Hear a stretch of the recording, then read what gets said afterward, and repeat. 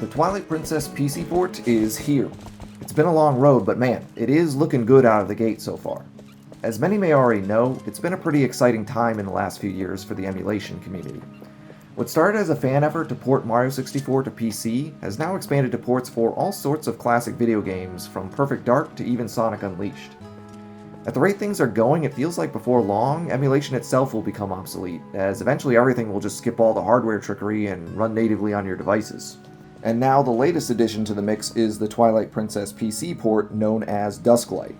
And as this is my personal favorite Zelda game, I was immediately excited to jump into it. The port's actually been available for a little while now already, though as of patch 1.3 and the latest updates for the texture packs, I think it only recently reached a state where I'd say it's better over just playing the Wii U version of the game. The advantages of these native ports are pretty substantial. It's much easier to unlock the resolution and frame rate in order to go far beyond what these games were originally capable of, all the while costing you less performance to do it and adding new possibilities for modding support and quality of life improvements to boot. For as long as I can remember, Twilight Princess has always been capped at 30 FPS, and now for the first time ever, we can see how it feels to play at an unlocked frame rate, and it's kinda surreal. And the other good news is, Dusklight in particular is one of the simplest ports yet to get up and running optimally.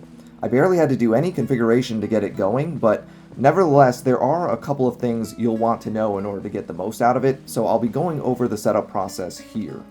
Pretty much all you have to do just to get the base game up and running at first is go download the port from their GitHub page, extract it from the zip file, and then link it a copy of your Twilight Princess GameCube ROM. Once that's done, that's pretty much it. The game should already be launching at this point, and the title screen is visible. It really is that simple. Now, there are a few extra things we'll want to go over, though, before wrapping this up. First, I can't provide you a copy of the GameCube ROM for obvious reasons. That's copyrighted material that you have to obtain yourself. But I will provide a link to the GitHub page in the description of this video so you can grab the latest version of the port. Now, assuming you've already downloaded the port and got your GameCube ROM loaded in, the first thing the game will ask you to do is select whether you want to start with classic settings or the enhanced Dusklight settings. This is just a quick and dirty way to get the game pre-configured immediately with some basic settings. If you choose classic, it's going to try and set the game to play more like the original GameCube release as you remembered it, while the Dusklight setting will modernize the game more with a bunch of quality of life features automatically enabled from the start. All of these settings are individually tweakable even after selecting one of these presets, so don't think too hard about it. I personally just started with selecting the Dusklight preset and then tweaked it from there. Other than that, there's just a couple more things to consider. The original GameCube textures can look a little rough and muddy these days, especially when blown up to HD resolutions on modern displays. So most people usually like to grab a texture pack to compensate. Currently, there are two main texture packs players tend to go with for this release, and those packs are Henrico Magnifico's Twilight Princess 4K textures, as well as the TPHD Definitive Edition texture pack. The first pack I mentioned is a custom texture pack that does take some artistic liberties with the game's original aesthetic, which may not be to everyone's liking, while the second is largely just a straight port of the original Twilight Princess HD textures from the Wii U release of the game.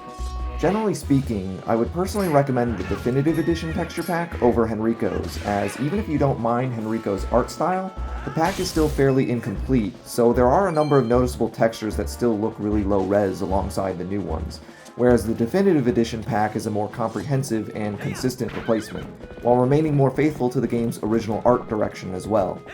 So for this example, we're going to use the Definitive Edition pack. As this pack may also potentially include copyrighted assets though, I cannot provide a link to it, but I will still include a link for Henrico's textures. Once you've downloaded the texture pack, it's once again a really simple process. You just need to extract the files from the zip archive and then copy the folder labeled GZ2 into your texture replacements folder. And that's literally it. Dusklight should auto-detect them from there after you restart the game. Just double check and make sure the texture replacements option is also enabled in the Dusklight menu. As to where exactly the texture replacements folder is, you'll need to manually navigate to it in File Explorer under App Data. The App Data folder is an invisible directory in Windows, so you can only see it if you either manually type in the address in File Explorer or have hidden folders enabled in your Windows settings.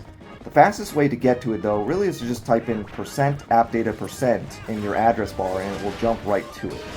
Once there, then click on the Twilight Realm folder, then Dusklight, and then finally your texture replacements folder.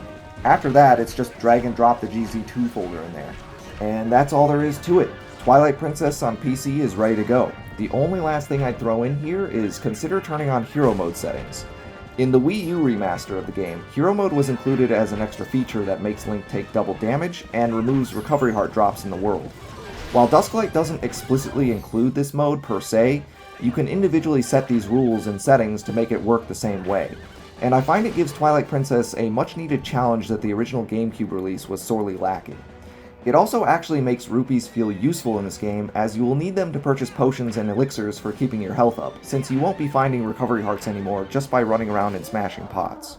And there you have it, the Twilight Princess PC port in action. This is already shaping up to be a really slick port and the definitive way to experience Twilight Princess, so I of course highly recommend checking it out. See you next mission.